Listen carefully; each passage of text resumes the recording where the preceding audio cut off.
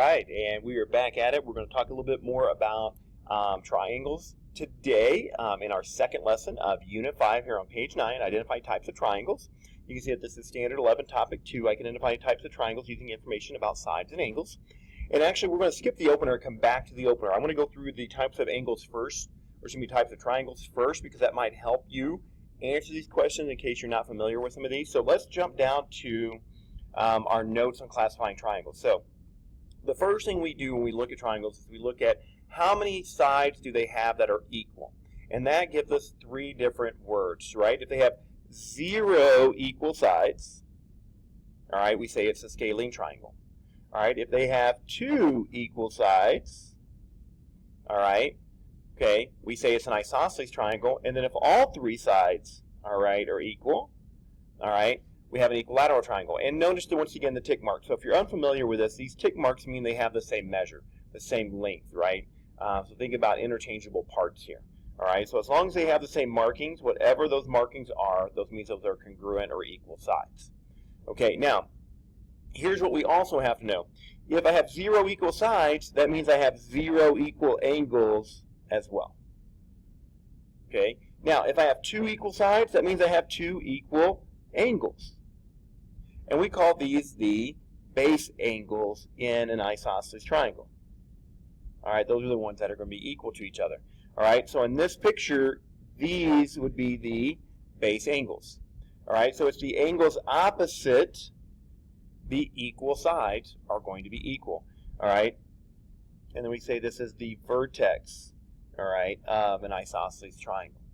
All right, so all right, we have 2 equal sides, we have 2 equal angles, all right, and it would be the angles opposite, all right, those equal sides, okay, and we can say those are the base angles. All right, now when we have an equilateral triangle, 3 equal sides means we have 3 equal angles as well. So that means if all the sides are equal, right, then all the angles will also be equal. All right, and there you go.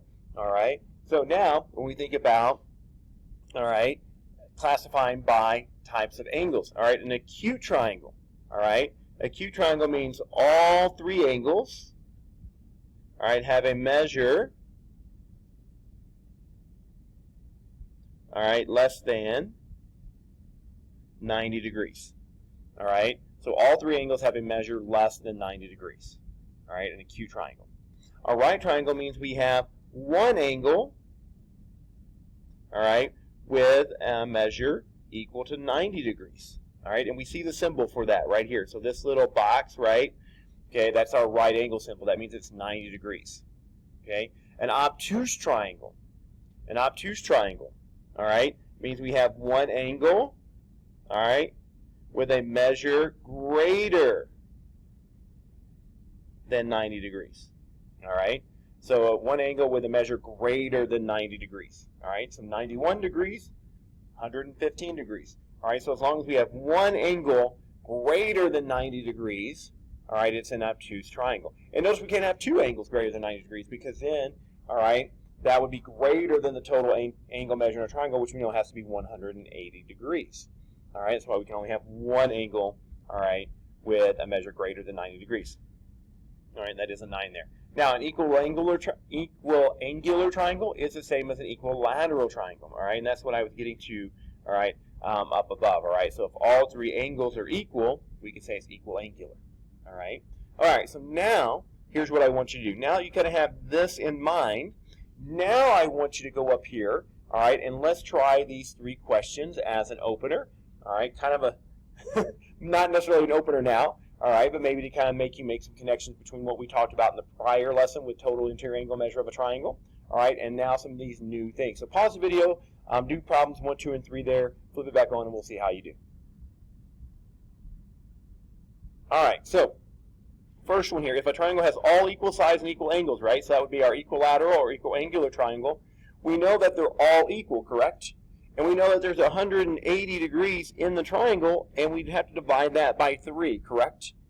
All right, so 180 divided by 3 means that all 3 angles would have to be 60 degrees. All right, so what we know is if we have an equilateral triangle, we know that all 3 angles have to be 60 degrees. All right? If it's an equal angular triangle, same thing. All three angles have to be 60 degrees. All right? Okay, now, let's go back to number 2 here. If a triangle has 2 equal sides, how many equal angles will it have? It will have 2. All right, and it's always opposite those equal sides. So if I draw this triangle and this side is equal to this side, that means that this angle would be equal to that angle. So, right, it's the angles opposite the equal sides. Those are what we call base angles. All right, number 3 here. If a triangle has a right angle and 2 equal sides, all right, a right angle and 2 equal sides. Now, here's what you have to know. When we have a right triangle, and some of you may know this and some of you may not know this, but the longest side always has to be the hypotenuse. So if we have 2 equal sides, it always has to be what we say are the legs of the triangle, which are the 2 sides that make the right angle. All right, now, this really gets back into question 2, right? So if we have 2 equal sides, we have to have 2 equal angles, which means this angle has to be equal to that angle. Well, if this angle is a right angle, that's 90 degrees. Which means these 2 angles together have to be 90 degrees because we know the total interior angle measure of a triangle has to be 180, right? And so if those 2 angles are equal, we have to divide that remaining 90 degrees by 2, and that would tell us that each of those angles, all right, would have to be 45 degrees. All right, so that is why I wanted to kind of go through some of the classification and terminology on here, all right, because some of you may not be familiar with that before you did these problems. All right, well, that takes care of page 9. So on page 10, this is an activity that we normally would do in class, but obviously we're not doing that now, so we can skip page 10 for now, and let's go to page 11. All right, so now let's talk about the isosceles triangle bisector theorem. All right, isosceles triangle bisector theorem. All right, so now let's start with it being an isosceles triangle. So if it's an isosceles triangle, we know that 2 sides have to be equal. So I'm going to say that AC is congruent to AB. Now, also if it's isosceles, all right, we know that 2 angles are equal. Now, I'm going to say that it's angle C and angle B here because those are the 2 angles opposite our congruent sides. So that means that angle C is congruent to angle B. Now, when we say that we have the triangle bisector theorem, what this is saying is that we're going to draw in, all right, the bisector, all right, of, all right, like this. Oh, I'm going to draw in a new picture here. I'm going to go ahead and label this, and we're going to draw this in right here. All right. And that is going to be in what we call an altitude. So if we draw that altitude in, all right, we draw in, and it's got to be specifically from that vertex angle, right? So these are the base angles, like I said earlier, right? So these are our base angles. All right, this is the vertex. All right, so if we draw in that altitude from the vertex to the opposite side. Now, altitude means, all right, that we create perpendicular sides, all right? So when I drop an altitude, that means that this, and I'm going to call this D right here, AD is going to be perpendicular to CB. So when I draw that altitude in, the reason why this is called isosceles triangle bisector theorem is it actually bisects 2 things. It bisects the angle, so that vertex angle up here, so angle 1 and angle 2, it creates 2 angles here, correct? So that tells me that angle 1 is now going to be congruent to angle 2. That's the bisector part, right? So now this piece, it bisected that vertex angle. Well, it also bisects the base, all right, that it gets drawn to here. So then CD is going to be congruent to, all right, BD. All right, so if we have an isosceles triangle, all right here, 2 equal sides, 2 equal angles.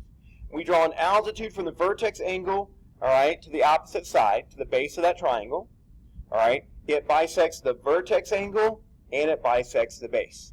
Now, the reason we do this is because if you see this situation, all right, maybe you see this part, the interior part, you don't see the outside markings, all right. So anytime this angle is bisected, we have an altitude and the base is bisected, that's going to give you an isosceles triangle.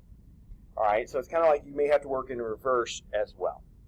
All right, so that takes care of the isosceles triangle bisector theorem. All right, so I'm going to work through a couple of examples with you here. All right, and when we look at, all right, our picture here, Okay, we want to, all right, look at this and know what type of classification it is. So now, we're going to base it on what we see here, all right, in this picture. All right, so now when I look at this picture, I know for sure I have two equal sides, so I know it's isosceles. I know it's isosceles. All right, we have two congruent sides, right? So we know it's isosceles. Now, the angle classification is a little bit harder here because we don't actually have any measures here, right? So we kind of have to work on an assumption that the picture is true. All right, and when I look at this picture, all three of these angles look like they're less than 90 degrees. So I would say, okay, I think this is going to be acute. All right, and because it looks like the measure, right, of all three angles, right, is less than 90 degrees. All right, now it gets into a little bit tricky because it's like, it kind of looks like it's acute. All right, but we know for sure unless we get measurements, okay? So we're basing it on the picture here, which isn't always good, all right? We typically want to give you some more information. All right, let's do one more together here. All right. Okay, now when I look at this, all right, I look at my sides first. I have three sides, and none of them are equal. And so that tells me that this would be scalene, all right? So we have no equal or congruent sides, right? Now, once again, I don't really like this picture because we're basing it on what it looks like, all right, instead of actual measurements. But if I look here, it looks like this angle is greater than 90 degrees, all right? Okay, it looks like it's greater than 90 degrees, which means that we would have an obtuse angle, right? So we have one angle, all right, greater than 90 degrees. All right, so that takes care of this lesson. All right, you get to finish up all the work on page 12, and I will see you guys next time.